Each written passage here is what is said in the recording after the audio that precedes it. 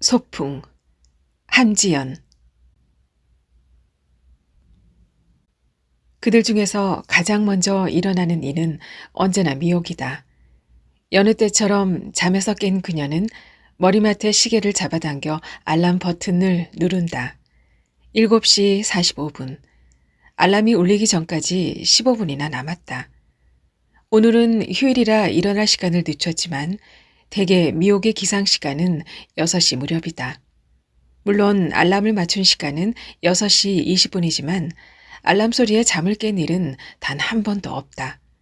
부산스런 꿈을 꾸다 눈을 번쩍 뜨면 알람이 울리기 바로 직전이다.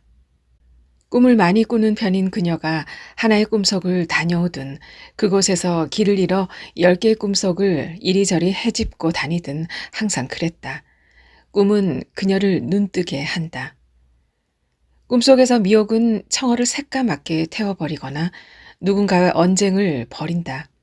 아주 어린 시절로 돌아가 낮은 책상 앞에 오금이 저리도록 앉아있기도 했으며 때로는 아득한 곳으로 여행을 떠나거나 아찔한 높이에 매달린 엘리베이터 안에 있다가 고장난 엘리베이터와 함께 그대로 곤두박질 치기도 한다. 심지어 그 엘리베이터의 바닥은 투명한 유리였고 추락 후엔 영락없이 박살이 났기 때문에 손바닥에 유리 조각들이 촘촘히 박힌 통증 때문에 잠에서 깨자마자 손을 주물러야 했다. 그 중에서도 미혹이 지속적으로 꾸는 꿈의 유형은 이런 식이다. 뭔가를 바싹 태워버리는 것, 어떤 일행과 속수무책으로 너무 늦어버리는 것, 모르는 여자와 모르는 남자와 모르는 아이들과 대면하는 것, 모르는 여자는 자기가 그녀의 시어머니라고 박박 우겼고 모르는 남자는 너는 내 아비도 몰라보느냐 힐난했고 모르는 아이는 엄마라고 부르며 다짜고짜 등에 찰싹 들러붙어 업어달라고 칭얼거렸다. 그러면 미혹은 모르는 얼굴을 한 딸을 등에 업고 하염없이 걷는 것이다. 오늘은 일요일이다. 그들은 실컷 자고 일어난 뒤 소풍을 갈 것이다. 결혼한 후 그건 그들의 사소하지만 충분히 의미 있는 행사이다. 결혼 초 도시락을 싸서 밖으로 나가 밥을 먹자는 미혹의 제안에 주호는 기꺼이 따랐다. 지금도 기꺼운 마음인지는 모르겠으나 그는 여전히 미혹과 소풍을 간다. 가족과 소풍을 가는 건 미혹의 오랜 소망이었다. 풀밭에 앉아 먹고 마시고 시간을 함께 보내는 건 그녀가 오랫동안 꿈꿔온 이상적인 가족의 모습이다. 어린 시절 미혹은 봄, 가을로 가는 학교 소풍 이외에는 가본 일이 없다. 동대문 시장에서 단추 장사를 했던 미혹의 부모는 가족끼리 소풍이나 여행 가는 것을 번거롭고 귀찮아했다. 워낙에 밤낮이 바뀐 일이기도 했고 모처럼 쉬는 날이면 밀린 잠을 자기 바빴다. 장사를 접은 뒤엔 새로 시작한 일이 틀어지며 부모의 사이도 함께 틀어졌고 소풍을 갈 여유가 없었다. 다른 가족들은 종종 계곡이나 바다에서 피서를 하고 가까운 공원으로 소풍을 가기도 한다는 것을 나중에야 알았다. 미옥과 주호 둘 다 가깝게 어울리는 친구가 없다. 또한 남에게 심지어 일가 친척들에게조차 곁을 주는 것을 내켜하지 않는 성향이 비슷했기에 이로 인해 갈등이 생기거나 규칙은 깨진 일은 없다. 심하게 다툰 다음 날도 미옥은 일어나서 김밥을 말았고 주호는 군말 없이 공원으로 가서 그녀가 펼쳐놓은 밥을 꾸역꾸역 먹었다. 미옥이 아이들과 엎드려 색종이를 오리거나 색칠놀이를 하거나 하는 옆에서 그는 새우처럼 등을 오그리고 낮잠을 오래 잤다. 네 식구가 둘러앉은 돗자리 안에 있을 때 그녀는 입술을 앙다물어서라도 화를 속으로 삼키고 싸움을 멈췄다. 그곳은 마치 성역과도 같아서 그 네모난 자리 안에서 그들은 무조건 행복하고 평화로워야 한다. 아주 멀리 떨어진 어느 곳에서 폭탄 테러나 전쟁이 일어나 수천 명이 피를 흘려도 미혹과는 무관한 일이다. 그러거나 말거나 그녀는 다만 네모난 돗자리 안에서 제 식구의 작은 행복과 평화만 지켜내면 되는 것이다. 미옥은 모르는 여자 둘과 소란스러운 스타벅스에 마주 앉아 흰 면 보자기에 십자수를 놓는 꿈을 꾸었다. 탁자 가득 색색의 실과 도안이 그려진 종이와 천으로 어질러져 있다. 한 여자는 노란 주전자를, 또 다른 여자는 빨간 채송화를, 미옥은 파란 나비를 수놓았다. 그들은 서로를 부드럽게 바라본다거나 편하게 웃거나 하지 않았다. 꿈속에서 그녀는 그 자리가 불편했고 고개를 숙이고 집중해서 작은 나비를 수놓느라 목이 뻣뻣하고 눈도 침침했다. 앞이 잘 보이지 않아 눈을 계속 비비며 이 꿈에서 깨어나면 안경을 새로 바꿔야겠다고 생각했다. 날개는 계속 비대칭이었다. 실을 풀어서 처음부터 다시 시작해도 여전했다. 파란 색실과 날개를 채워 넣다 멈추고 들여다보면 오른쪽 날개가 더 크거나 왼쪽 날개가 비뚤어진 모양이었다. 저게 나비야? 잠자리야? 아니 벌이잖아. 여자 둘은 저희들끼리 소곤소곤 말을 주고받았다. 모르는 사람들의 익숙하지 않은 목소리는 꿈속에서도 그녀를 얼어붙게 했고 섬뜩하게 느껴졌다.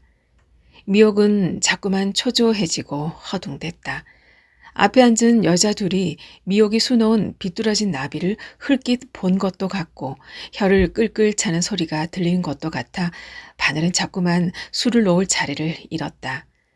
쩔쩔매며 펼쳐진 오른쪽 날개를 완성한 다음 왼쪽 날개는 미처 채우지 못하고 계속 엉뚱한데 바늘을 꽂다가 미옥은 눈을 떴다.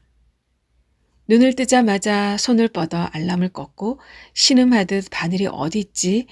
바늘이 어디 있지? 하고 중얼거리며 정신없이 이불을 더듬었다. 잃어버린 바늘은 그녀나 주어의 발바닥을 뚫은 뒤 혈관을 타고 돌아다니다 어느 순간 심장에 가서 박힐 것이다. 미옥의 심장이 찌르는 듯 따끔거리며 빠르게 뛰었다. 차갑고 섬뜩한 금속이 그녀의 몸 안을 다 긁고 지나다니는 것 같아 소름이 돋는다. 그러다가 이내 바늘을 놓친 것은 꿈속에서였음을 깨달았다.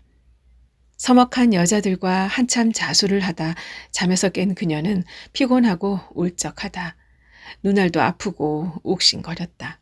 미옥은 편두통 때문에 미간을 찌푸리며 시계를 다시 보았다. 그녀가 일어나려고 맞춰놓은 8시다. 등을 돌리고 누운 주원은 여전히 낮게 코를 골며 잠들어 있다. 가족들이 일어나기 전에 소풍 갈 준비를 서둘러야 한다. 그녀는 주호의 잠을 깨우지 않게 이불을 살살 들춰내고 자리에서 일어났다. 꿈속에서 잃어버린 바늘을 찾느라 일어나자마자 신난했던 마음을 애써 추스린다. 첫 달인 연하가 돌 무렵이었다. 아이는 자주 아팠는데 밤에 자다가 번쩍 눈이 떠지는 순간이 있었다. 그럴 때 옆에 누워있던 연하를 보면 속에 있는 걸 개워내려고 가슴에서 꿀렁거리는 소리가 나고 벌린 입 안에 토사물이 차오르고 있었다. 그러면 미옥은 아이를 일으켜 옆에 있는 이불이든 수건이든 급하면 자신의 손바닥이라도 받쳐 개워낸 것을 받아냈다. 또 다른 어떤 밤 벌떡 일어나서 잠든 아이를 내려다보면 영락없이 이마가 뜨거웠다. 서랍을 쏟아 찾아낸 체온계를 겨드랑이에 껴보면 40도 가깝게 열이 오른 상태였다. 접힌 부분은 불덩어리인데 손과 발끝은 죽은 듯 파르스름했다. 오한으로 떠는 아이를 벗기고 미지근한 물을 적신 수건으로 아이의 겨드랑이와 사타구니를 닦아내며 그녀는 밤을 꼬박 샜다. 미옥은 그런 순간에 눈을 뜨는 자신이 놀라웠다. 만약 그녀가 잠에서 깨어나지 않았다면 어찌했을까? 개운 것이 제 콧구멍으로 도로 들어가 기도를 막거나 고열의 정신을 잃고 어린 것 혼자 앓다가 죽어버렸을지도 모른다. 또 한 번은 미옥이 어릴 때다. 새벽에 그녀는 잠이 깼다. 아직 어스름한 새벽이었고 깨어야 할 아무런 이유가 없었다. 사방은 고요했고 또 고요했다. 어둠 속에서 눈을 뜬 미옥은 창가에 비친 나뭇잎을 가만히 바라보았다. 그녀의 방 바로 앞에는 모과 나무가 있었고 달빛이 차가운 밤이면 창문에 나뭇잎 그림이 그려지곤 했다. 뚫어지게 바라보면 잎사귀가 약간 옆으로 쓸려 갔다가 다시 제자리로 돌아왔다. 살아있는 것은 오로지 그녀와 모과나무 잎사귀뿐인 것 같은 적막한 시간.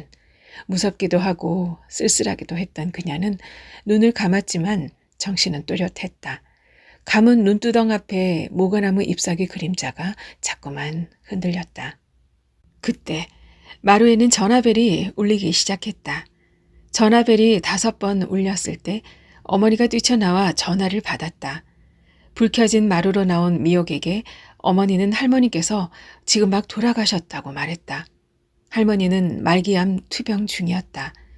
병원에 있는 건 더는 무의미한 일이었고 순천 집으로 돌아가 죽을 날을 기다리던 때였다.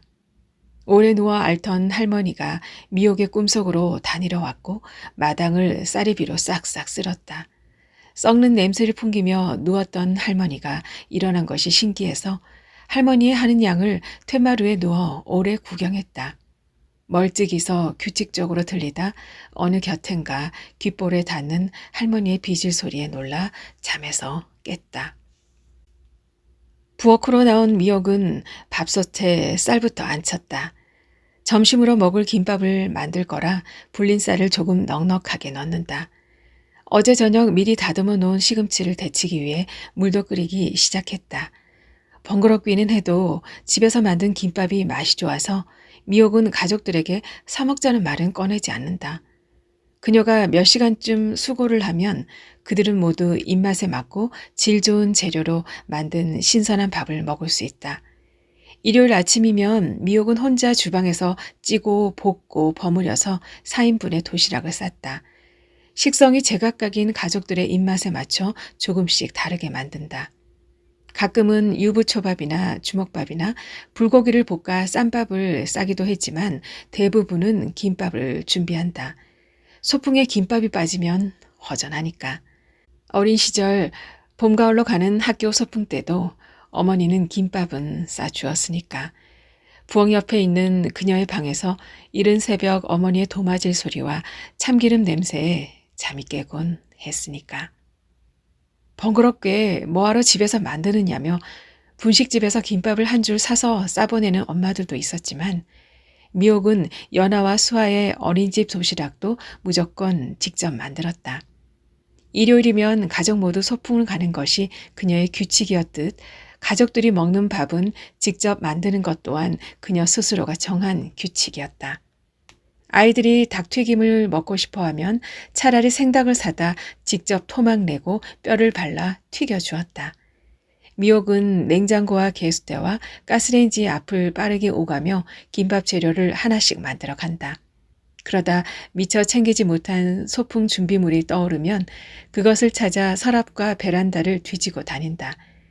미옥은 채 썬 당근을 볶다 말고 냉장고 앞으로 달려간다.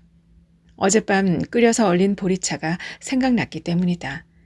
지금 꺼내놓지 않으면 점심 도시락을 먹을 때 여전히 얼어있어서 낭패를 볼 수 있다. 한 번은 현관을 나서기 전에야 냉동실에 넣어둔 물이 생각났고 너무 단단하게 얼어 소풍에서 물을 충분히 마실 수가 없었다. 주호는 그냥 편의점에서 생수를 사 먹으면 된다며 시무룩한 그녀를 달랬지만 미옥의 기분은 내내 좋지 않았다. 그날 소풍은 그녀에게 완벽하지 않았다. 날씨도 완벽했고 도시락도 완벽했으며 아이 둘은 모두 콧물을 흘리지도 배앓이도 하지 않고 활발했지만 물 때문에 그날의 소풍은 망쳤다고 미옥은 기억한다.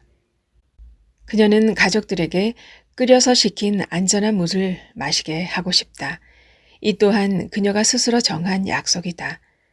어느 날 전염병에 걸린 돼지들을 산채로 땅에 파무는 것을 뉴스에서 본 이후 그녀는 마트에서 생수를 살 수 없었다. 그녀가 자주 사 먹던 생수의 수원지 근처였다. 그 이후 생수병만 보면 욕지기가 절로 났다. 지금까지 마신 물이 모두 돼지 핏물만 같아서 할 수만 있다면 다 개워내고 싶은 지경이었다. 식탁 위에 길게 자르고 다듬은 김밥 재료들이 가지런히 놓여졌다. 고슬고슬하게 지은 밥은 한 김 식힌 다음 참기름과 소금을 넣고 밑간을 했다. 9시가 좀 지난 시간, 바쁘게 종종거리며 준비를 하던 미옥은 잠깐 한숨을 돌리며 의자에 앉았다. 이제 둘둘 말아서 차곡차곡 담기만 하면 된다. 완벽해. 그녀는 혼잣말을 하며 긴 숨을 내뱉는다. 그러는 사이 지난 꿈으로 인한 울적함과 피곤은 한결 나아졌다. 그녀의 꿈 건너편에서 술을 놓던 여자들의 얼굴도 희미해졌다. 그때 작은 방에서 나온 수아가 반쯤 감은 눈을 비비며 미옥 옆을 지나친다. 왜 벌써 일어났어? 좀 더 자도 되는데. 오줌 마려. 수아가 욕실문을 열고 오줌 누는 소리를 들으며 미옥은 펼친 기미에 바바를 꾹꾹 눌러 폈다. 제 방으로 도로 들어가는 수아가 지나가며 길게 썬 햄을 하나 집어들고 우물거렸다. 난 치즈김밥 먹을 거야. 그럼 당연하지. 수아 김밥엔 치즈, 언니 김밥엔 참치. 아빠는 그냥 김밥. 수아는 노래를 부르듯 흥얼거리며 햄 하나를 더 집었다. 나 더 잘래. 수아가 들어가고 미옥은 김밥을 만든다. 치즈를 넣은 김밥 2줄, 참치를 넣은 김밥 2줄, 그리고 남편과 제 몫의 김밥 3줄. 넉넉한 도시락통에 김밥이 가득 채워졌다. 언 물을 도시락통 옆에 세워 넣었다. 주호와 아이들이 좋아하는 바나나와 자두와 토마토도 썰어 통 안에 담았다. 도시락을 다 싼 미옥은 싱크대 맨 아래 서랍에서 화장품이 든 작은 플라스틱 상자와 손거울을 꺼냈다. 식탁 앞에 앉아 버석거리고 생기 없는 얼굴에 로션을 바르고 파운데이션을 두드리고 분홍색 립스틱을 바른다. 거울 안에 새치가 하얗게 올라온 여자가 있다. 40이 지나며 미옥의 머리는 빠르게 새치가 생기고 있다. 자신의 흰머리는 개의치 않는다. 굳이 염색도 하지 않는다. 그렇다고 남의 지적에 마음이 편한 건 결코 아니다. 아휴, 머리가 그게 뭐야. 할머니같이 염색 좀 해. 이렇게 타박한 여자가 있었다. 미옥이 자주 가던 생선가게 여자였는데 다시는 그 집에서 생선을 사지 않는다. 뿐만 아니라 그 여자의 말이 퍼뜩 떠오르면 분노에 파르르 떨며 가게에 불이나 나서 홀랑 태워 먹으라고 욕을 한다. 도시락을 싸고 남은 흐트러진 김밥 꽁지를 입에 털어 넣으며 시계를 보니 10시다. 어서 가족들을 깨워야 한다. 연아와 수아는 여전히 자고 있다. 내년이면 연아가 초등학교에 입학한다. 지금은 둘이 함께 방을 쓰지만 이제 따로 써야 한다. 창고로 쓰고 있는 빈 방을 새로 꾸며서 연아 공부방을 할 예정이다. 미옥은 연아의 침대에 걸터 앉아 침대 2개, 작은 책상과 책꽂이로 꽉 찬 방안을 둘러본다. 이따 돌아오는 길에 가구점에 들러 새로 살 책상을 함께 둘러봐야겠다는 생각을 한다. 미옥은 이불 속으로 파고 들어가 연아의 따뜻한 등을 끌어안는다. 수아의 이불 속으로도 들어가서 말캉한 볼에 입술을 가만히 대어본다. 아이의 입술에 기름이 살짝 묻어있고 숨결에 구운 햄 냄새가 난다. 미옥은 손가락으로 입을 닦으며 다시 한번 일어나라고 속삭인다. 방에서 나오기 전 이불 속에서 꼼지락거리는 아이들의 모습을 보며 잠이 깼는지를 확인한다. 그러고 나서 안방에 들어가 주호의 어깨를 흔든다. 일어나. 준비 다 됐어. 그들은 일요일이면 언제나 소풍을 간다. 차를 타고 멀리 가는 일도 드물게 있지만 주로는 가방을 들고 돗자리를 둘러매고 걸어서 간다. 갑자기 비를 만나 낭패를 보는 일이 없도록 장우산 2개도 꼭 챙겨간다. 볕이 쨍쨍하고 비올 확률이 전혀 없는 날씨에도 우산을 들고 간다. 마른 바람이 부는 날 느닷없이 비구름이 지나가기도 한다. 그럴 때가 있지 않은가. 그러면 미옥은 주호와 연아, 수아와 우산 2개를 나눠 쓰고 가만히 기다리면 어느덧 비는 그쳤다. 연아와 수아가 어렸을 땐 유모차를 끌고 갔고 이제는 저희들 먹을 과자나 색연필이 든 가벼운 가방 정도는 등에 메고 그들은 소풍을 간다. 저희들끼리 제잘거리며 앞서가는 아이들을 볼 때마다 미옥은 가슴이 벅찼다. 잠을 자다가도 벌떡벌떡 일어나게 만들던 아이들이 커서 저만치 앞서갈 때마다 그녀는 전율한다. 아이들이 자다가 죽지는 않을까, 길 위에서 사라지지 않을까, 애면 글면하던 시절도 있었다. 돌연사한 아기에 대한 이야기를 전해 들으면 그녀는 그 같은 불행이 자신에게도 닥치지는 않을까 공포에 휩싸였다. 그러면 자다가도 아이 옆으로 기어가 코에 얼굴을 디밀고 숨을 쉬나 확인했다. 옷을 헤집어 가슴에 귀를 대고 팔딱팔딱 뛰는 아이의 심장 소리를 분명히 느낀 후에야 불행이 제 집을 비껴 옆집으로 찾아간 것을 고마워했다. 지금껏 살면서 그녀에게 아주 커다란 불행이 닥친 일은 없다. 굳이 들자면 청소년기에 부모의 이혼을 경험한 정도일까. 사실 그 일도 지나고 나니 그다지 불행은 아니다. 그건 부모 간의 문제였으며 잠깐 창피했고 불편이 있었을 뿐 죽을 만큼 괴로운 일은 아니었고 그래서 미옥은 죽지 않았다. 연이어 두 아이를 뱃속에서 잃은 그것이 불행인가? 간절했던 임신이었는데 두 번 다 10주를 못 채우고 계류유산됐다. 그렇지만 마침내 예쁜 두 딸을 얻었고 잘 자라고 있으니 그것도 불행은 아니다. 이유 없이 숨이 멎거나 느닷없이 사라지는 아이도 있는 세상이었으니까. 가슴을 졸이던 시간들은 그녀의 등 뒤로 잘도 흘러갔으니까. 그녀에게 불행한 일은 여전히 일어나지 않았으니까. 그러면 행복한 거 아닌가? 주호야, 나는 연아랑 수아가 너무 사랑스러워. 너도 그렇지?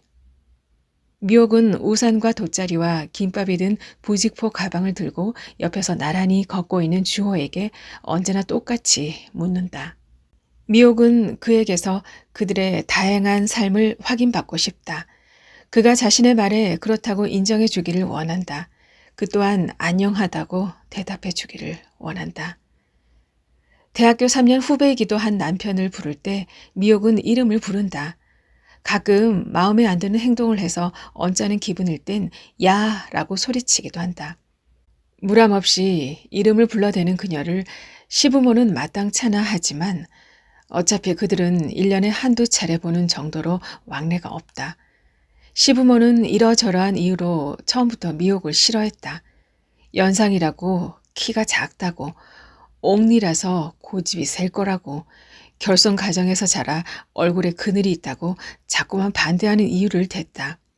그러는 시부모가 싫기는 미옥도 마찬가지여서 걸어서 10분 거리인 본가엔 가지 않는다. 간혹 길을 가다 시어머니와 비슷한 짧은 파마 머리만 봐도 오던 길을 되돌아갔다. 시끄러워지는 걸 원치 않은 주호가 평일 저녁 혼자 다녀오거나 아이들을 한 번씩 데리고 가는 정도이다. 주호야, 나는 지금 더할 나위 없이 행복해. 더는 바라는 것이 없을 정도야. 너도 그렇지? 뭐라는 대꾸도 없이 주호는 그녀 옆에서 그저 걷는다. 그는 키가 크다. 그녀는 키가 작다. 연애할 때 주호는 자주 미옥의 정수리에 자신의 턱을 괴고 뒤에서 목을 끌어안곤 했다. 뾰족한 턱으로 그녀의 머리를 콕콕 찌을 때마다 미옥은 깔깔대며 웃었다. 그녀를 더 웃게 하려고 그는 자꾸만 머리를 찌으며 장난쳤다. 그 시절을 떠올리면 미옥은 지금도 정수리가 간질간질했고 귓가에 자신의 웃음소리가 울린다. 그의 키는 결혼 후에도 3cm쯤 더 컸고 그녀는 5cm나 줄었다. 미옥은 갸웃하다가 아마도 2번의 유산과 2번의 출산을 겪으며 뼈가 쪼그라들었나 보다 했다. 미옥은 주호를 올려다본다. 커다란 돗자리에 가려 옆에서 걷는 그의 얼굴이 보이지 않자 조바심이 난다. 게다가 걸을 때마다 돗자리가 미옥을 자꾸 툭툭 건드려서 신경이 쓰인다. 주호야, 돗자리 저쪽으로 들어. 자꾸 내 머리에 부딪히잖아. 그리고 내가 보이지 않아. 주호는 순순히 미옥의 말대로 반대쪽 어깨로 돗자리를 바꿔맨다. 이제야 내 얼굴이 잘 보이네. 그는 여전히 말은 한마디도 건네지 않는다. 주호는 결혼 후에 키는 크고 말은 줄었다. 키가 점점 줄어드는 미옥은 자꾸만 말이 많아졌다. 미옥은 사는 게 별거냐. 날씨 좋은 오늘 같은 날 아이들과 함께 소풍을 가는 것이 행복 아니겠냐고 쉴 새 없이 말을 한다. 저 애들이 초등학교에 가고 중학교에 가고 건강하고 똑똑하게 커가는 걸 함께 보는 게 행복 아니겠느냐고도 말을 한다.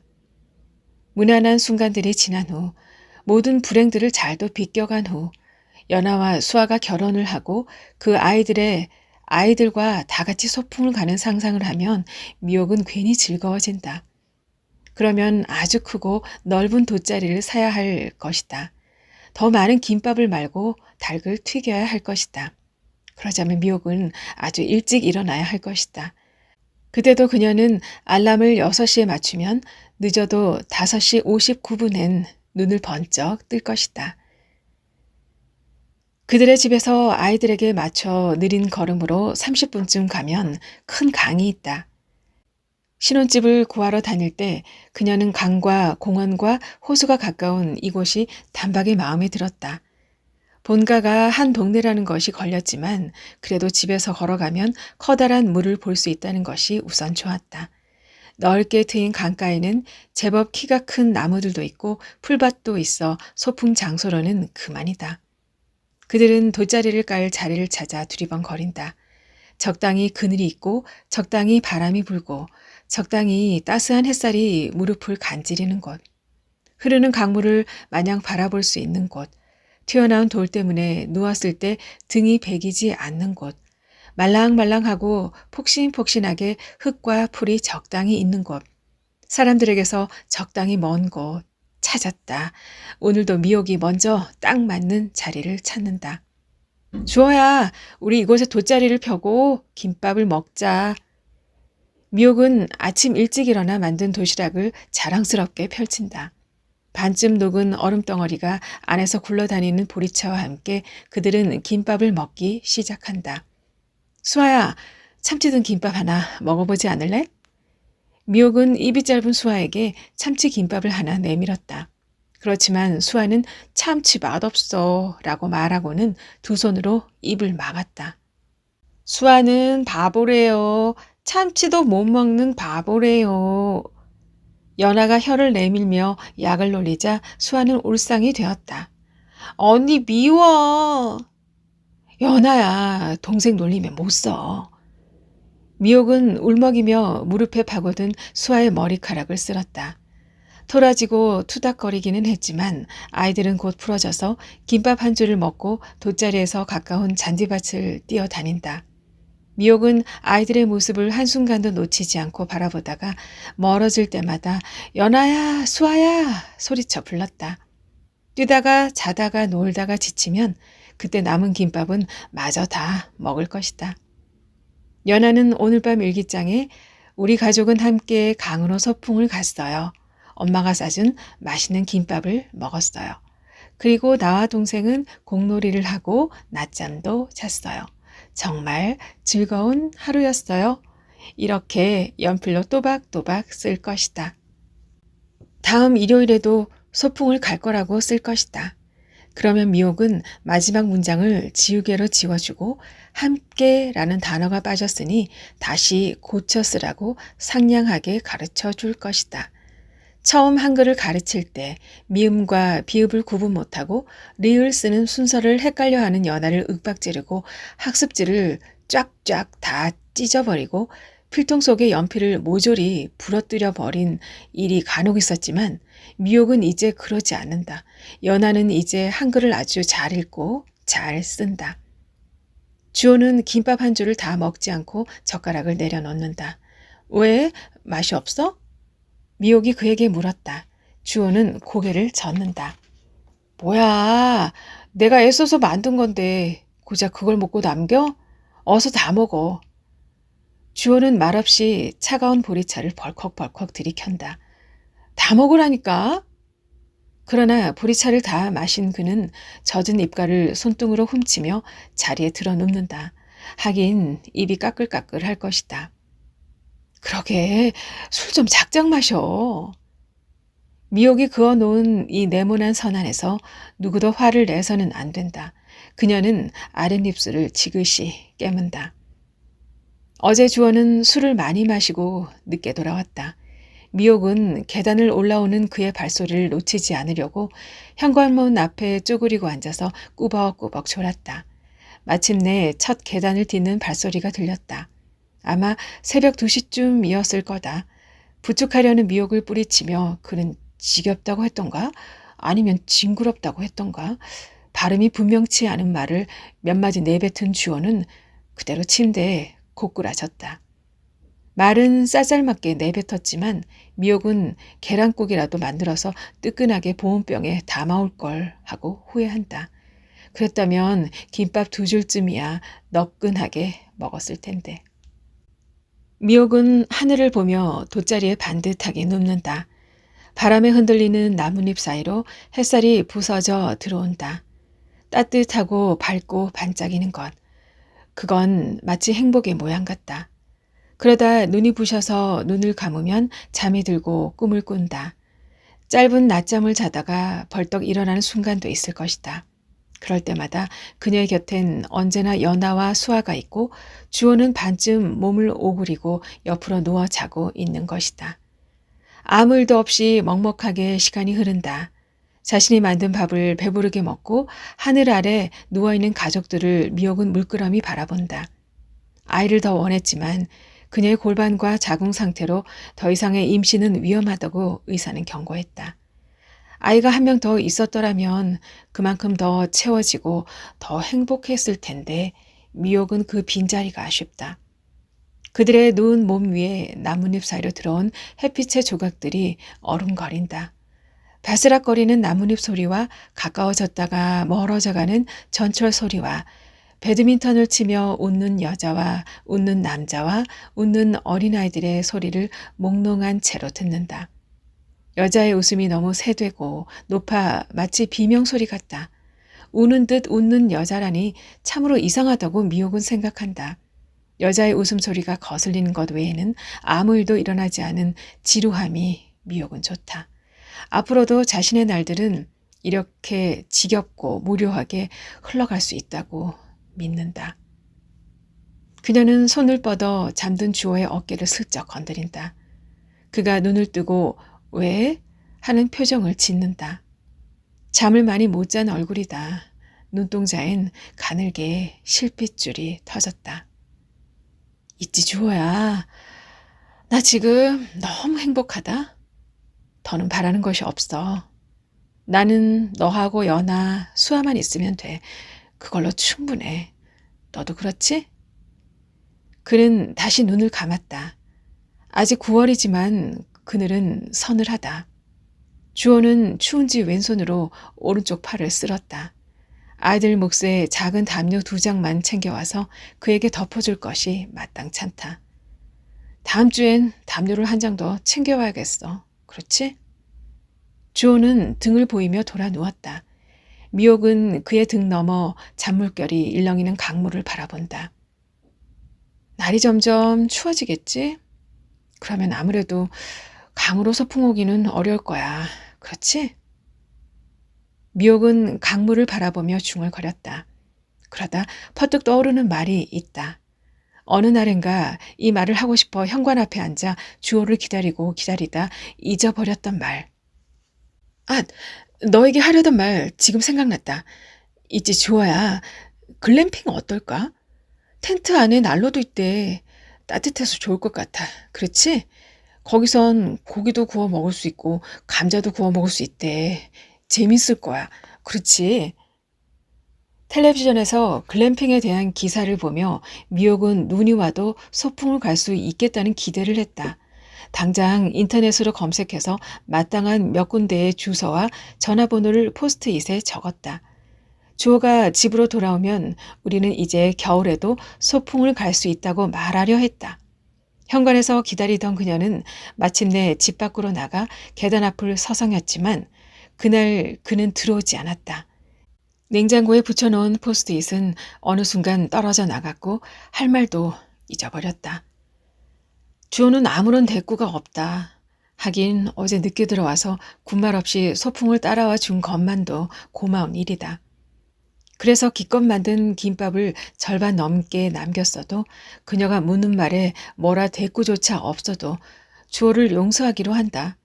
어쨌든 그는 푹 자고 일어난 후엔 남은 김밥을 싹 먹어치울 것이다. 연아와 수아의 낮잠이 깊고 길었다. 어떤 꿈을 꾸고 있기에 이리 평화로운 얼굴일까. 아마도 모르는 여자를 따라 걷는 꿈은 아닌 모양이다. 아마도 버튼이 망가진 엘리베이터를 타고 위로 솟구치는 꿈은 아닌 모양이다. 굳게 감긴 연아의 속눈썹을 살살 건드리자 얼굴을 찌푸리며 끙 소리를 낸다. 미옥은 담요를 덮은 몸을 손으로 쓸며 더 자, 더 자라고 속삭인다. 절대 모르는 사람의 손은 잡지 말거라. 엄마 아빠와 함께 소풍을 가는 행복한 꿈을 꾸어라. 그녀는 수아 옆에 누워 등을 토닥거리며 하늘을 본다. 나는 이렇게 누워서 하늘을 보는 것이 참 좋더라. 나뭇잎 사이로 내리꽂히는 빛을 헤아리다가 그녀 역시 다시 잠이 든다. 배가 부르니 자꾸만 잠이 온다. 간절히 움켜쥐고 싶은 무료하고 따분하고 지루한 순간들이 지나간다. 얼마나 잤는지는 모른다. 눈을 떠보니 나뭇잎 사이로 쏟아지는 빛의 조각들이 여전했고 왔다가 멀어져가는 전철 소리도 여전했고 날카롭게 웃는 여자와 남자와 어린 아이들의 소리도 여전했다. 그러니 미옥이 잠을 잔 건 아주 잠깐이었을 것이다. 그 잠깐 동안 미옥은 또 꿈을 꾸었고 재빠르게 지금으로 돌아와 눈을 번쩍 뜬다. 모든 것이 그대로인 지금. 와글거리는 소리도 물 비린내도 바람을 따라 차르르 밀려갔다. 제자리로 돌아오는 나뭇잎들도 그대로인 지금. 여전히 수아 등에 손을 얹은 채 눈을 떴을 때 강물을 바라보며 앉은 주호의 옆모습이 보인다. 아무런 감정도 느껴지지 않는 낯설고 삭막한 얼굴이다. 어쩐지 꿈속에서 보았던 모르는 남자와 비슷하다고 미옥은 생각한다. 그녀는 누워서 정물처럼 앉은 그를 가만히 바라본다. 아이들을 보면서는 그래도 웃어주던 그였지만 지금은 표정이 전혀 없다. 여전히 화가 나 있는 건지 서글픈 건지 도무지 읽을 수가 없다. 저 얼굴의 옆선에 설레던 순간도 있었는데 아침이면 수염이 자라 까끌거리는 턱을 깨물고 핥던 때도 있었는데 한 침대를 썼을 뿐 그들은 오래전부터 손을 잡지도 입을 맞추지도 않았다. 그는 더 이상 사랑을 나누며 누나라고 귓가에 속삭여주지 않는다. 이제 주어는 미옥에게 다정하지 않다. 이제 그녀는 그의 등을 보며 잠이 든다. 그의 마음이 멀어졌고 그래서 그녀는 손목을 그었고 피치를 한 채 욕실에 널브러져 기어이 그의 발목을 잡던 그건 꿈이었나. 야. 어느 날 주어에게 그악스럽게 소리를 질러대다 깨어나면 꿈일 때도 있었는데 그러면 잠든 그의 가슴 위로 올라타서 목을 졸라대며 야 악을 쓰던 때도 있었는데 그건 꿈속의 꿈이었나. 설레고 흥분되던 순간들은 아쉬움이 전혀 없다. 하도 악을 써서 목구멍에서 피비린내가 올라오던 순간들보다 지금 이렇게 일요일마다 소풍을 다니는 이 지루한 날들이 미옥은 더 좋다. 어쨌든 그는 여전히 그녀의 곁에 있으니까. 소풍을 못 가면 슬퍼하는 그녀를 위해 어쨌든 돗자리를 들고 우산을 들고 강으로 나오니까. 그녀가 만든 김밥을 꾸역꾸역 목구멍으로 밀어 넣으니까. 오늘도 그랬고 지난주에도 지지난주에도 그랬으니까. 다음 주 월요일이면 담요 한 장을 더 챙겨서 오늘과 똑같은 소풍을 하러 또다시 강가로 나올 거니까. 이제 그들은 눈이 오고 찬바람이 부는 겨울에도 소풍을 할 수 있으니까 그러면 행복한 거 아닌가? 한동안 우두커니 앉아있던 주호가 부스스 일어난다. 그는 일어나며 미옥과 아이들이 누워있는 쪽으로 고개를 돌리지 않는다. 미옥은 그가 화장실을 가려나 보다 생각한다. 그들이 돗자리를 깐 장소는 편의점과 전철역과 놀이터와 화장실에서 멀리 떨어진 곳이다. 이따금 자전거를 탄 사람들만 빠르게 스쳐가는 곳이다. 돗자리에 누워있는 그들에게 눈길조차 던지지 않고 쏜살같이 달려가는 곳이다.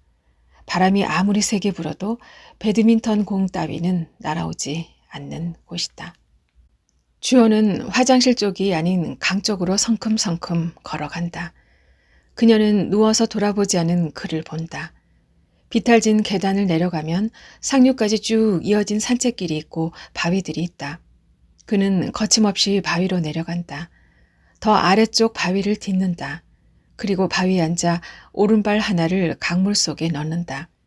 그리고 나머지 발도 그렇게 한다. 묵은 물때가 낀 바위는 미끄덩거려서 잠깐 그의 몸이 휘청거린다. 그녀는 누워서 흔들리는 그를 본다. 물속에 섰을 땐 그의 가슴께까지 물이 온다. 그가 젖는다. 그녀는 누워서 젖는 그를 본다. 강물은 깊고 빠르게 흘렀고 며칠 동안 내린 비로 흙탕물이다. 탁한 물에서 첨벙 소리가 들린다. 두 걸음쯤 나아갔을까. 미옥의 눈앞에서 그는 순식간에 사라진다. 많은 날 미옥이 바라보며 잠들었던 등이 잠긴다. 한때 그녀가 헝클어뜨리며 장난치던 까맣고 순 많은 머리카락이 잠긴다. 그녀는 그를 보지 않는다. 보이지 않는다. 허망하게 펼쳐진 풍경 속에서 무언가 하늘을 날고 무언가 물속에서 자맥질을 한다. 그리고 무언가 둥둥 떠서 하루로 흐른다. 여자의 날선 웃음소리도 이제 들리지 않는다. 배드민턴을 다 치고 난 여자는 집으로 돌아갔을까? 주인은 물속처럼 먹먹하다. 얼핏 강 맞은편에 달려가는 사람의 모습이 보인다. 주호 같기도 하고 모르는 사람 같기도 하다. 키가 아주 큰 남자 같기도 하다가 돌연 아주 작은 여자처럼 보인다. 미옥은 지금 자신이 여전히 꿈의 저쪽에 있는지 이쪽에 있는지 아득하다. 어쩌면 나른하고 기이한 꿈을 여전히 꾸는 중인지도 모르겠다고 그녀는 생각한다. 하나, 둘, 셋. 눈을 부릅뜨고 나뭇잎 사이로 쏟아져 들어오는 햇살을 세기 시작한다. 보이는 무언가 몇 개인지 숫자를 세어보는 건 꿈속으로 어서 달아나거나 또는 꿈 밖으로 서둘러 뛰쳐나오고 싶을 때 하는 그녀의 버릇이다. 넷, 다섯, 여섯, 일곱.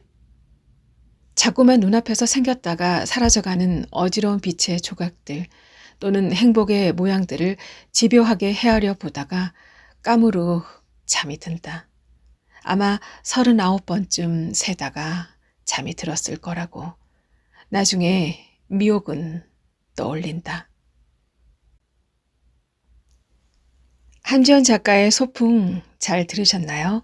이어서 작가의 당선 소감도 함께 하겠습니다. 자전거를 타고 어딘가로 가다 당선 전화를 받았습니다.